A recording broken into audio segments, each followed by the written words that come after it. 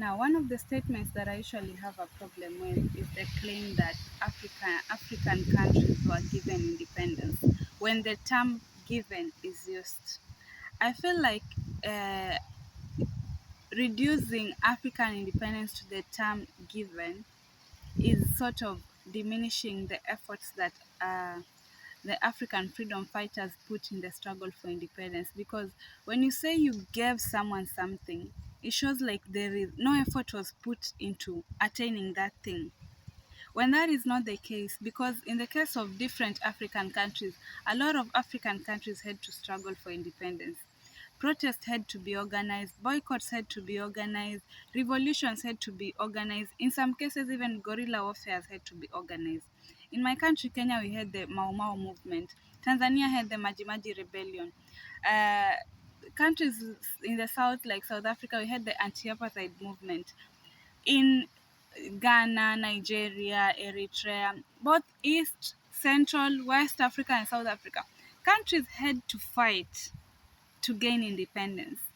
So when someone claims that Africa was given independence, you're reducing it to seem like it was something that was just handed at goodwill, when that was not the case. When in reality, blood had to be shed, our ancestors and our forefathers had to die, Africans had to lose their resources in the fight for independence. Africans had to lose their sons and daughters in the fight for independence. So when you claim that it was given, you are simplifying it to sort of negate the efforts that were made by your ancestors towards the freedom for independence. So I actually have a problem with someone claiming that African countries were given independence by the whites. They were not given. They were not given. We had to take it. So when someone engages me with that colonial mindset that, African countries were given independence, I actually feel some type of way, because what exactly was given? Even the countries that received independence peacefully, they were not so peaceful. Even the countries that did not have revolutions, they still had to resist in some type of way. And it's also important to acknowledge that it reached a time that it became hard for the Europeans to run these colonies, not only in Africa but also in other continents.